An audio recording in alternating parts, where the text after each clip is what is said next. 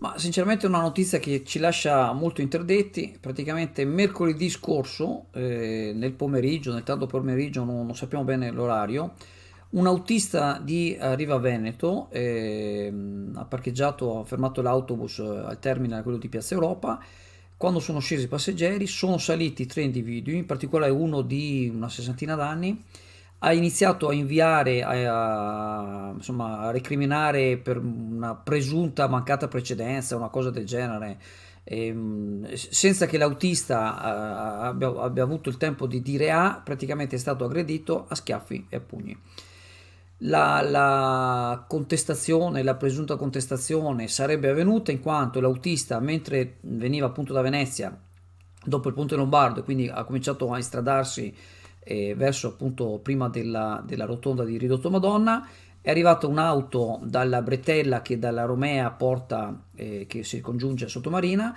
Lì bisogna dare la precedenza a chi viene dall'altra parte. Un'auto sarebbe venuta fuori ad una velocità molto elevata, costringendo l'autista a spostarsi improvvisamente. L'autista ha dato un paio di strombazzate in pratica e cose che succedono, non succedono spesso, ma a volte succede qualche volta, qualche momento di attrito, e poi quando è arrivato a Piazza Europa è successo quello che è successo.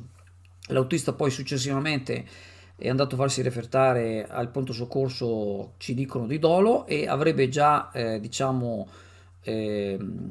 avrebbe già formalizzato una denuncia verso le persone che hanno fatto questa aggressione. Per inciso, le corriere di Arriva Veneto sono tutte dotate di un sistema di videosorveglianza interna, quindi dovrebbero identificare questi soggetti che, da quello che ci riferiscono, sarebbero Chiogiotti.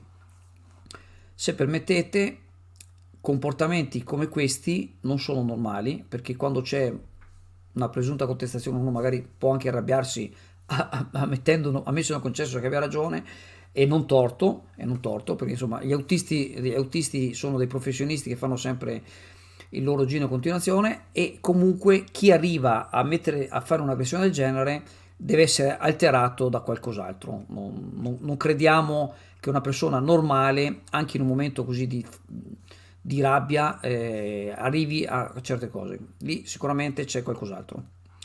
Al momento è tutto quello che sappiamo, eventuali ulteriori aggiornamenti li diremo in seguito.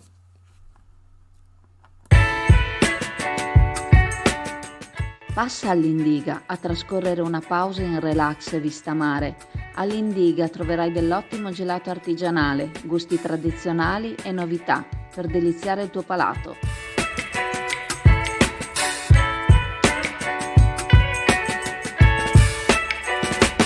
Indiga a Sottomarina ti aspetta.